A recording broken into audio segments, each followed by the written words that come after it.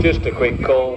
If anyone does find a brass knob off a steam engine steering wheel, a brass knob, if you do happen to see it on the floor or anything, if you could bring it to the PA box, it would be much appreciated. Thank you.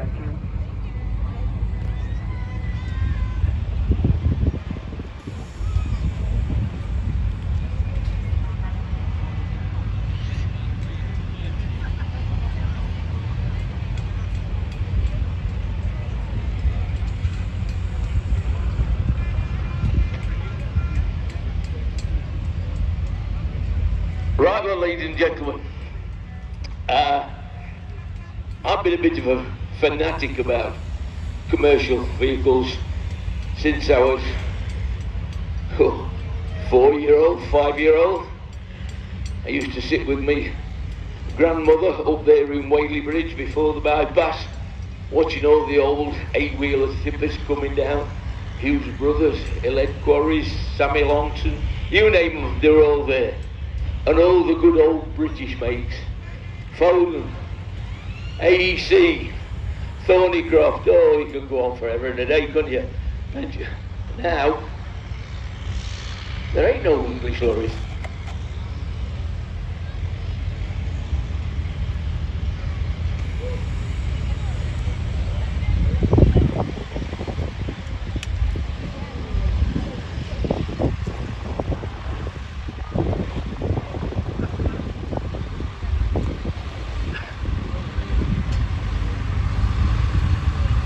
It looks like I'm going to be busy. Anyway, I got into commercial vehicles and didn't help when there was an haulage company around the corner. So I was into lorries from me and a lad. And this particular lovely old thing that you see used to belong to a company called Cuddy and Stewart. And they were based in Old Fritton. And if you know where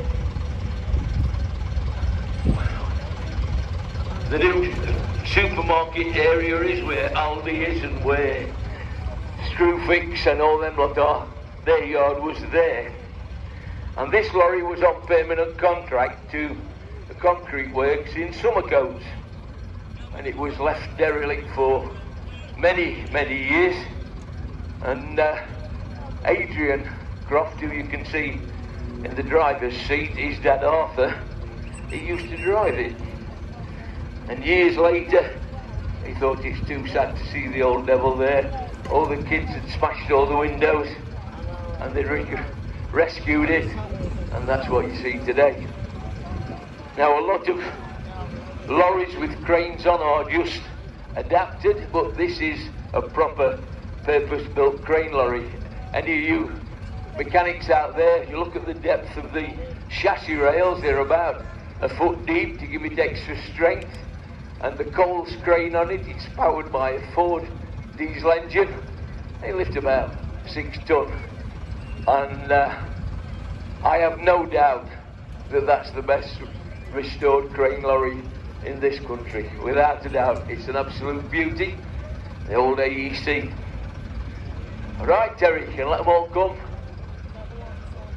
The AEC in normal civilian work was the AEC Marshall, was the 6-wheeler, but this is not a Marshall because it was built on military spec.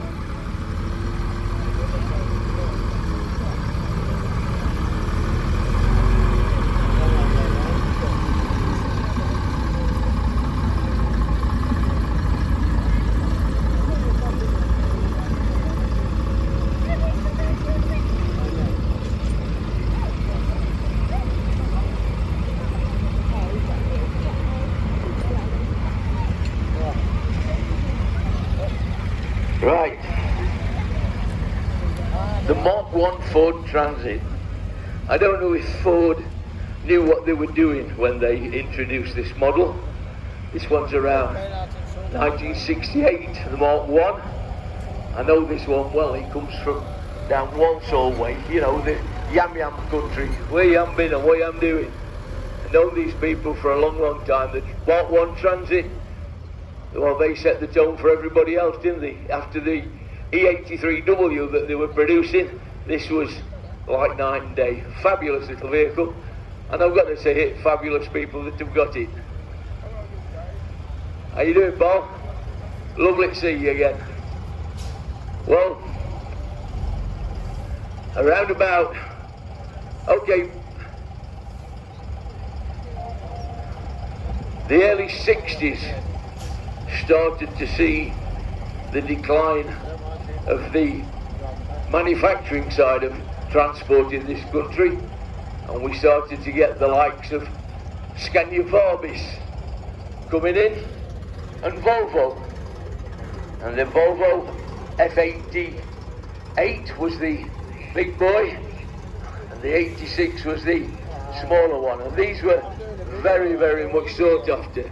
The only problem with them, like a lot of Volvo cars and Scandinavian cars at that time, they did rust quite badly, and not a lot actually survived. Very few about. This one, Trevor's, well turned out. Doesn't it sound beautiful? That would run at 32 ton all day, with tandem axle trailer on it mostly, and it would still do a good day's work. Lovely motor. God bless you, pal. Good to see you.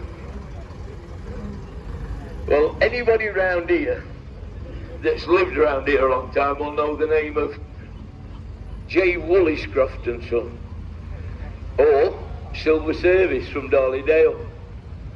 K&U is Derbyshire. Around about 1946, it's the last the second last Silver Service bus that we know of, and it was totally restored by John Burton in Alfred. It sold on to a coach operator in Nottingham, and it's been brought back by the Valance family in Kirkby. And anybody knows the little name Walter on the bonnet? Well, that was a fabulous guy called Walter Slack. And Walter Slack from Wingfield Park, he saved it from going to the scrapyard, kept it at his farm on Wingfield Park, and John bought it, and it's been down to every last nut and bolt. I've followed this through its restoration, new seats, new bodywork, every single bit. If you know how much that had cost, it's beautiful. I've travelled in it quite a long way.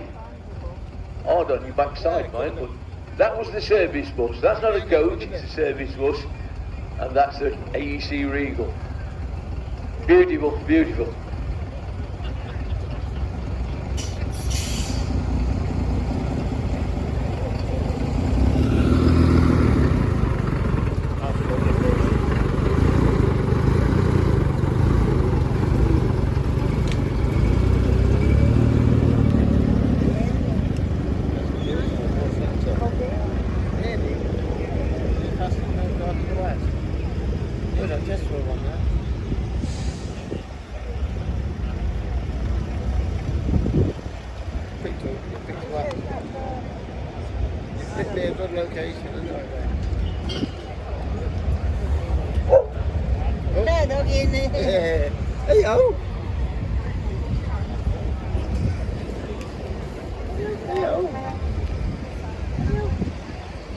Well, ladies and gentlemen, when I mentioned that I spent a lot of time at Whaley Bridge,